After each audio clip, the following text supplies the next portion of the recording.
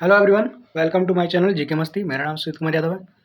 आज मैं आपके लिए रेलवे के टॉप 50 क्वेश्चंस लेकर आया हूं जो साहित्य और साहित्यकार से रिलेटेड है। तो चलिए शुरू करते हैं। पहला क्वेश्चन क्या कहते हैं, मिताक्षरा का लेखक कौन था? तो दोस्तों इसका राइट आंसर बताइए क्या होगा। मिताक्षरा का लेखक कौन था?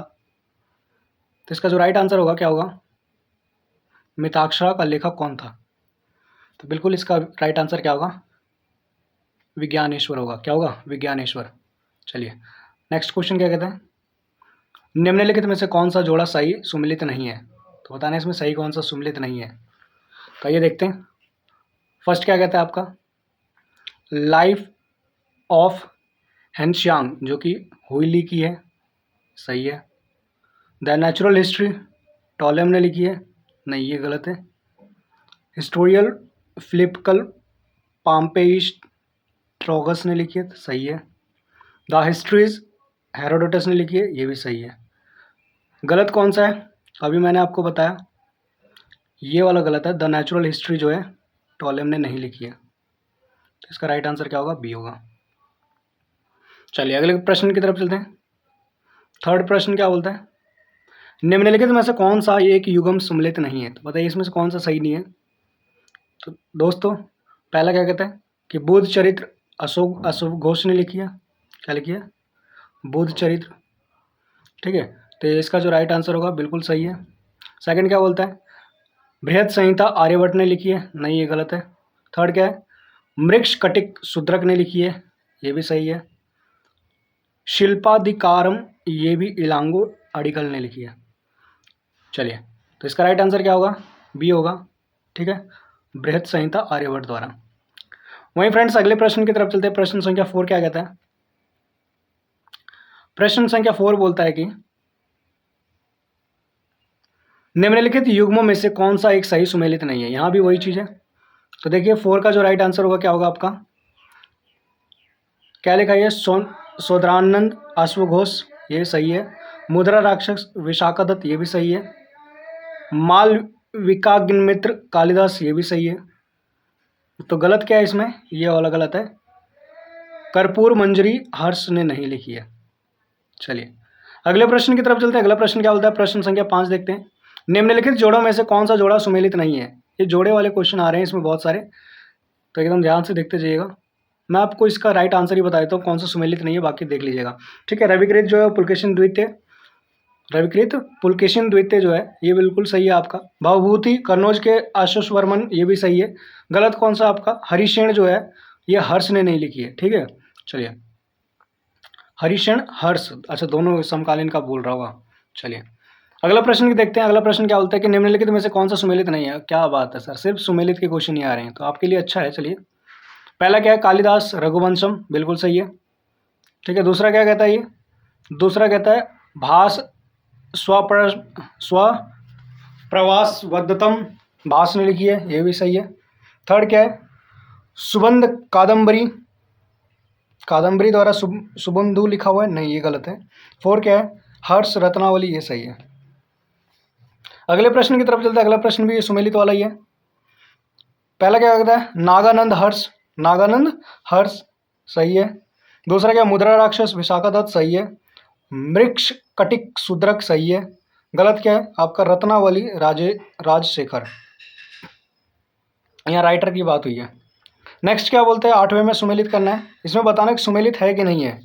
ठीक है, तो देखिए यहाँ पे सुमेलित है या नहीं है ये बताते हैं। तो पहला क्या बोलते हैं, मिताक्षरा विज्ञानेश्वर, तो मिताक्षरा जो विज्ञानेश्वर है यही आपका क्या है, ये सही है। व्यवहार निर्णय देवन भट्ट, ये गलत है। ठीक है, सुबोधनी वरदराज, गलत है। ठीक है, स्मृति चंद्रिका कालिदास, गलत है। सही क्या आपका एक है, कौन सा, मिताक्षरा विज्ञानेश्वर। फ्रेंड्स अगले क्वेश्चन की तरफ चलते हैं। अगला क्वेश्चन क्या कहते हैं, महाभारत के विषय में विभिन्न भाषाओं के कृतिकारों और उनकी कृतियों के निम्नलिखित युगों में से कौन सा एक सुमेलित है, सही सुमेलित है, वो बताना आपको। तो फ्रेंड्स इसका राइट आंसर देखते हैं हम लोग, क्या है कि पंपा जो है ये कन्नड़ का है। ठीक है, एक कृत है, ये आपका क्या है, सही है। तो 9th का आंसर क्या होगा, डी होगा। वही फ्रेंड्स अगले प्रश्न की तरफ चलते हैं। अगला प्रश्न क्या बोलता है, इसमें बताना है कि एक प्राचीन और मध्य युग के राजाओं के नाम है, ठीक है। दूसरी ओर उनके विरचित ग्रंथ है, ठीक है। तो इसमें बताना है कौन सा सही सुमेलित है। तो दोस्तों इसका राइट आंसर ही बता देते हैं कौन सा सही है। तो 10वें का जो राइट आंसर होगा क्या होगा आपका, महेंद्र वर्मन जो है ये मतविलास प्रहसन है। चलिए अगले प्रश्न की तरफ चलते हैं। इसमें सुमेलित नहीं है वो बताना आपको। तो 11th का राइट आंसर देख लेते हैं क्या है कि अब्दुल रहमान जो है ये आमिर रासो द्वारा नहीं लिखा गया, ठीक है। अब्दुल रहमान आमिर रासो ये सुमेलित नहीं है। चलिए अगले प्रश्न की तरफ चलते हैं, प्रश्न संख्या 12 की तरफ चलते हैं। इसमें बताना सुमेलित है या नहीं है, सही बताना है कि सुमेलित है। तो बताइए कौन सा सही है, मतलब मिलान सही है। तो दोस्तों इसका जो राइट आंसर होगा 12 का क्या होगा, यही होगा पुंडरिक विठल, जो कि रागमाला से रिलेटेड है। चलिए अगले प्रश्न की तरफ चलते हैं। अगला प्रश्न क्या बोलता है, पृथ्वीराज रासो के लेखक का नाम बताना आपको कौन है। अब यहाँ से प्रश्न आ गया। तो पृथ्वीराज रासो के लेखक कौन है भैया, तो चंद्रबरदाई। कौन है, चंद्रबरदाई। नेक्स्ट क्वेश्चन, अगले प्रश्न की तरफ चलते हैं।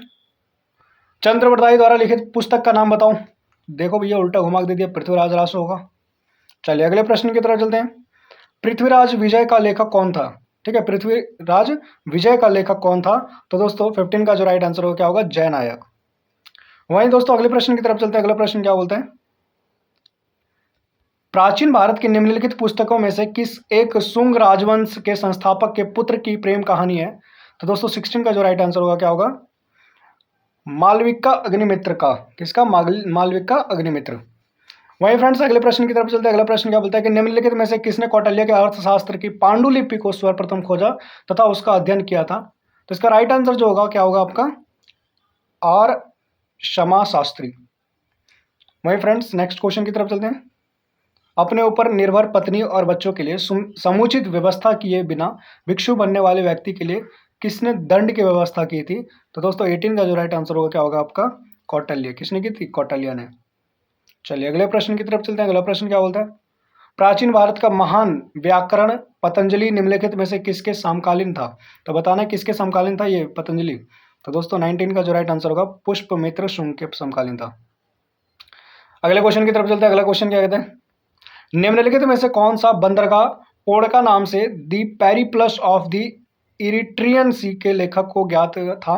तो दोस्तों इसका 20 का जो राइट आंसर होगा क्या होगा आपका, ए होगा, क्या होगा, एरिका मेडू। वहीं फ्रेंड्स नेक्स्ट क्वेश्चन की तरफ चलते हैं। निम्नलिखित में से कौन तमिल रामायणम या रामावतरम का लेखक था। तो दोस्तों 21 का जो राइट आंसर होगा क्या होगा बताइए आप लोग। इसका राइट आंसर होगा कम्बन। वहीं अगले प्रश्न की तरफ चलते हैं। अगला प्रश्न क्या बोलता है, तोलकापियम कैसा ग्रंथ था। तो बताना आपको तोलकापियम ग्रंथ कैसा था। तो इसका जो राइट आंसर होगा क्या होगा, एक व्याकरण ग्रंथ था। चलिए अगले प्रश्न की तरफ चलते हैं। मणि मैकले का लेखक कौन है। तो बताइए मणि मैकले का लेखक कौन है। तो इसका जो राइट आंसर क्या होगा, सतनार। कौन है, सतनार। वहीं दोस्तों अगले प्रश्न की तरफ चलते हैं। अगला प्रश्न क्या बोलता है, शिल्पाधिकारम की नायिका कौन थी। तो शिल्पाधिकारम की नायिका कौन थी बताइए आप लोग। तो 24 का जो राइट आंसर होगा क्या होगा आपका, वणिक पुत्र। कौन होगा, वणिक पुत्र। वहीं 25 की तरफ चलते हैं। अगला प्रश्न क्या कहते हैं, त्रिवाचकम जिसका तमिल धार्मिक साहित्य में उपनिषदों जैसा स्थान में किसकी रचना संग्रहित है। तो दोस्तों 25 का जो राइट आंसर होगा क्या होगा आपके लिए, मणिक वाचकर। वहीं अगले प्रश्न की तरफ चलते हैं। अगला प्रश्न क्या बोलता है, संस्कृत नाटकों में सामान्य पात्र विदूषक प्राय किस वर्ण का होता है। तो दोस्तों 26 का राइट आंसर क्या होगा आपका, ब्राह्मण। किसका होता है, ब्राह्मण का। वहीं 27 की तरफ चलते हैं। 27 क्या बोलता है, अष्ट अध्याय के लेखक कौन है। तो इसका राइट आंसर जो होगा आपका क्या होगा, 27 का, पाणिनि। चलिए अगले प्रश्न की तरफ चलते हैं। अगला प्रश्न क्या कहता है, संस्कृत व्याकरण अष्टाध्याय का रचयिता निम्नलिखित में से कौन है। सेम क्वेश्चन है, रिपीटेड क्वेश्चन है, तो बता दीजिए इसका आंसर क्या होगा, पाणिनि। चलिए अगले प्रश्न की तरफ चलते हैं। प्रश्न संख्या 29 क्या कहता है, शूद्रक द्वारा लिखी गई प्राचीन भारतीय पुस्तक मृक्ष कटिकम का विषय था। तो बताइए इसमें कौन सा सही होगा। तो 29 का जो राइट आंसर होगा वो आपका क्या होगा, ए होगा। एक धनी व्यापारी और एक गणिका की पुत्री की प्रेम गाथा थी उसमें। वहीं दोस्तों अगले प्रश्न की तरफ चलते हैं। अगला प्रश्न क्या बोलता है, निम्नलिखित नाटकों में से किसे शूद्रक ने लिखा था। तो बताइए शूद्रक ने किसे लिखा था। तो इसका राइट आंसर क्या होगा, मृक्ष कटिकम ने लिखा था, मृक्ष कटिकम को। वहीं अगले प्रश्न की तरफ चलते हैं। अगला प्रश्न क्या बोलता है कि निम्नलिखित में से किसका प्राचीन भारत के आयुर्वेद शास्त्र से संबंध नहीं है? तो बताइए किसका संबंध नहीं है? तो 31 का जो राइट आंसर होगा क्या होगा आपके लिए? भास्कराचार्य। कौन सा होगा? भास्कराचार्य। चलिए दोस्तों अगले प्रश्न की तरफ चलते हैं। अगला प्रश्न क्या बोलता है कि निम्नलिखित में से कौन गुप्त काल में अपनी आयुर्विज्ञान विषयक रचना के लिए जाना जाता है? तो दोस्तों 32 का जो राइट आंसर होगा क्या होगा आपका? सुश्रुत होगा। क्या होगा? सुश्रुत होगा। वहीं फ्रेंड्स अगले प्रश्न की तरफ चलते हैं। अगला प्रश्न क्या बोलता है? गीता गोविंद के रचयिता जयदेव का संरक्षक निम्नलिखित में से कौन सा शासक था? तो दोस्तों इसका राइट आंसर जो होगा वो आपका क्या होगा? लक्ष्मण सेन होगा। क्या होगा? लक्ष्मण सेन। चलिए अगले प्रश्न की तरफ चलते हैं। अगला प्रश्न क्या बोलता है कि चरक संहिता नामक पुस्तक किस विषय से संबंधित है? तो दोस्तों 34 का जो राइट आंसर होगा क्या होगा आपका? चिकित्सा से संबंधित है। किससे संबंधित है? चिकित्सा। मैं आपको बता दूं दोस्तों, अगर आप मेरे चैनल में नए हैं, चैनल को सब्सक्राइब नहीं किया है, आपको वीडियो अच्छी लग रही है तो प्लीज़ चैनल को सब्सक्राइब कर लीजिएगा, बेल आइकन दबा लीजिएगा ताकि डेली आपको ऐसी वीडियो अपडेट होती रहे। 35 क्या कहता है? गुप्त काल में लिखित संस्कृत नाटकों में स्त्री और शूद्र बोलते हैं। तो बताइए स्त्री और शूद्र जो थे वो कौन सी भाषा बोलते थे? तो दोस्तों 35 का जो राइट आंसर होगा क्या? प्राकृतिक बोलते थे। क्या बोलते थे? प्राकृतिक। चलिए फ्रेंड्स अगले प्रश्न की तरफ चलते हैं। अगला प्रश्न क्या बोलता है कि निम्नलिखित में से किसने न्यूटन से पूर्व ही बता दिया था कि सभी वस्तुएं पृथ्वी की ओर गुरुत्वाकर्षित होती है? तो दोस्तों बहुत बढ़िया क्वेश्चन है। 36 का राइट आंसर क्या होगा? ब्रह्मगुप्त ने बता दिया था। चलिए अगले प्रश्न की तरफ चलते हैं। अगला प्रश्न क्या बोलता है कि निम्नलिखित 4 ग्रंथों में से कौन सा विश्वकोशीय ग्रंथ है? तो बताइए विश्वकोशीय ग्रंथ कौन सा है? तो दोस्तों इसका राइट आंसर क्या होगा? बृहद संहिता। कौन सा? बृहद संहिता जो है आपका क्या है? विश्वकोशीय ग्रंथ है। भाई दोस्तों अगले प्रश्न की तरफ चलते हैं। अगला प्रश्न क्या बोलता है कि निम्नलिखित में से कौन विशाखादत्त के देवी चंद्रगुप्तम पर लागू होता है? तो बताइए चंद्रगुप्तम पे कौन सा लागू होता है इसमें से? तो दोस्तों 38 का जो राइट आंसर होगा क्या होगा आपका? राजनीतिक नाटक। क्या होगा? राजनीतिक नाटक। चलिए दोस्तों अगले प्रश्न की तरफ चलते हैं। अगला प्रश्न क्या बोलता है कि परमाणु से जुड़े वैदिक साहित्य का प्रसिद्ध टीकाकरण कौन था? तो बताइए 39 का जो राइट आंसर क्या होगा आपका? ऊवट होगा। क्या होगा? ऊवट। वहीं दोस्तों अगले प्रश्न की तरफ चलते हैं। प्रश्न संख्या 40 क्या कहता है? निम्न में से किस लेखक ने नर्मदा नदी को आर्यवंत एवं दक्षिणा पंथ को विभाजित करने वाला रेखा माना है? तो दोस्तों 40 का जो राइट आंसर होगा क्या होगा आपका? राजशेखर। क्या होगा? राजशेखर। चलिए अगले प्रश्न की तरफ चलते हैं। अगला प्रश्न क्या बोलता है? निम्न में से किस ग्रंथ पर मेधातिथि ने टीका लिखी थी? तो दोस्तों इसका राइट आंसर जो होगा 41 का क्या होगा आपका? मनुस्मृति। ठीक है, निम्न में से किस ग्रंथ पर मेधातिथि ने टीका लिखी थी? तो किस पे लिखी थी? मनुस्मृति पे। वहीं दोस्तों अगले प्रश्न की तरफ चलते हैं। अगला प्रश्न क्या बोलता है? 42 देखते हैं। कहता है निम्नलिखित में से विद्या के किस क्षेत्र में ब्रह्मगुप्त की प्रसिद्धि है? तो दोस्तों 42 का जो राइट आंसर होगा क्या होगा आपका? गणित के क्षेत्र में। कौन सा? गणित के क्षेत्र में। चलिए दोस्तों अगले प्रश्न की तरफ चलते हैं। अगला प्रश्न क्या बोलता है कि गणित की पुस्तक लीलावती के लेखक थे? तो बताइए लीलावती के लेखक कौन थे? तो दोस्तों इसका राइट आंसर क्या होगा? भास्कराचार्य। कौन थे? भास्कराचार्य।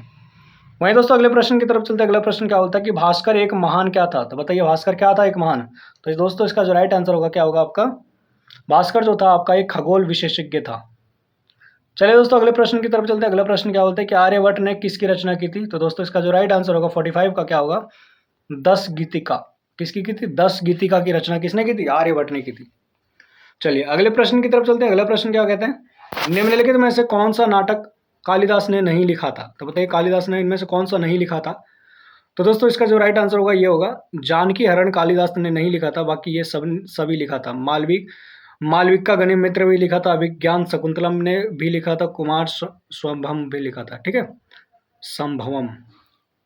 चलिए अब देखो यहाँ पे क्वेश्चन आ गया, अभिज्ञान शकुंतलम किसने लिखा था? तो बिल्कुल सही है, अभी हमने पीछे ही देखा ये किसने लिखा था? कालिदास ने लिखा था।